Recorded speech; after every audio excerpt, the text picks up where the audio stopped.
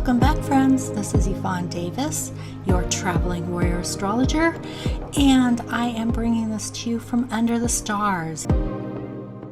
Today, I am going to be talking about the full moon in Aquarius with the sun in Leo, and this is really helping us to deal with this Venus retrograde. All right, let me pull up that chart and I can show you what I'm talking about. Okay, so this full moon is on August 1st, and this is going to happen around noonish. Of course, the exact time will be different depending on where you are living. But the thing about this chart is that there are going to be some illuminations that come with the full moon, because full moons always mean like an ending, a completion, or something coming to fruition. But a lot of times it actually means that you will have some kind of important illumination, okay? So this is going to relate to the Venus retrograde. And the reason why I say that is because the sun is in Leo, which is where the Venus retrograde is taking place. And the full moon is in the opposite signs, which means that even while it's full, the entire time that it is in Aquarius, it will be full and it will make an opposition to Venus. So that's kind of interesting because of the fact that the full moon is illuminated by the sun in its opposition to the sun, but at the same time, in its opposition to Venus, it's like it's illuminating that Venus retrograde as well, or being illuminated by it. This is all working together. And the whole thing about this full moon is that it is trying to help you to understand what's going on with the Venus retrograde so that you can dig deeper and see what is being revealed by that Venus retrograde. There's something either external to you or internal to you, or both, which is trying to reveal something in that area of your chart. I talked about the meaning of the houses in the Venus retrograde. So if you want to go back, you can look at that also in the Cancer new moon. So let's say that you are dealing with something related to probably relationships or material wealth, because those are usually the things that Venus is dealing with. I hope and pray and want to let you know that you definitely do not want to do anything related to beauty treatments other than general maintenance. So no unusual hair coloring, no unusual haircuts. You can do your normal trim, your normal color if you do those things, but nothing unusual. You also don't want to buy expensive things during Venus retrograde, because a lot of times if you do, then later you're not happy with the results. And so just avoid expensive purchases altogether. That way you don't have to worry about it. And then after Venus goes direct on September 4th, then you can go back to, what you might normally be doing.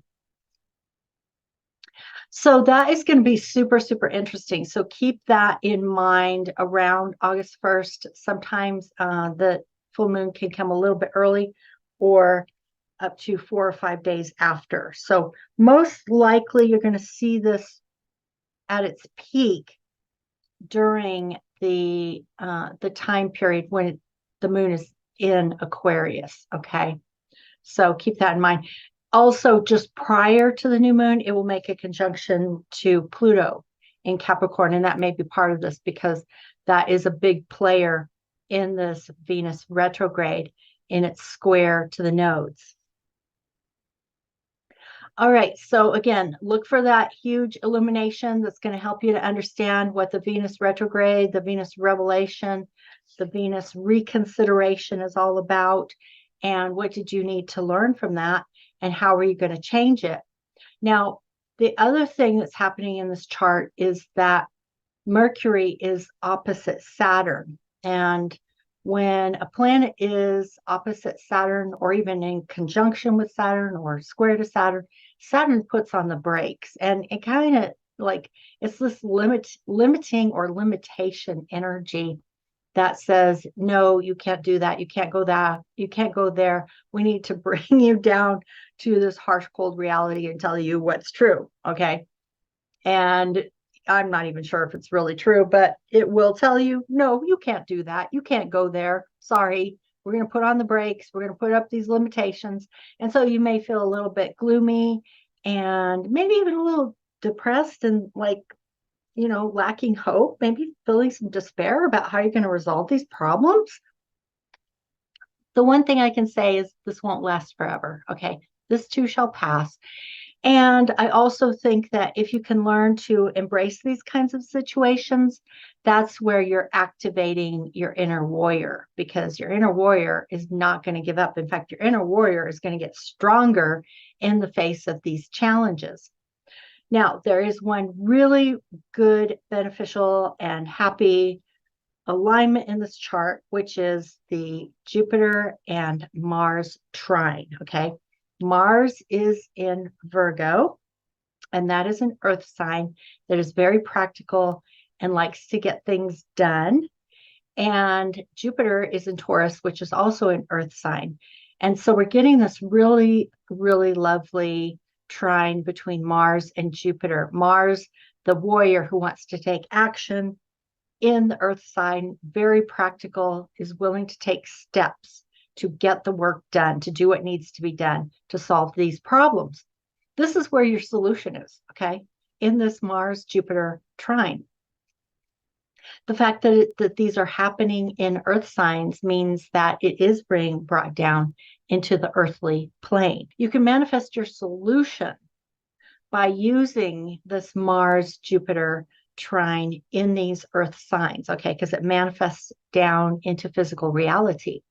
So Mars will take action because Mars is the warrior and likes to take action. And Mars is in Virgo, which rules the sixth house of work, okay? Mars is willing to do the work to get things done. And in the trine to Jupiter, Jupiter is going to be bringing all of its benefic energy to that solution, okay? So just look at where this is happening, and that will tell you what your solution is, okay? Like in this chart with Aries in the first house, that puts Jupiter in the second house of income and Mars in the sixth house of work. And so maybe it's saying, you're going to need to do some work. I think that's really what it's saying. No matter where it is in your chart, I think for everybody, it's going to say you need to do some work. But if you do the work, you will actually get some really good benefits because of that trine to Jupiter. And those benefits can come in all kinds of forms. When it's in Taurus, Taurus is the natural ruler of the second house. And by the way, ruled by Venus while she's in this retrograde. So there is this energy that ties it together, okay? And Venus is going to give you the rewards as well once she goes direct on September 4th. The problems will be solved. You'll see the solutions. You will see them activated.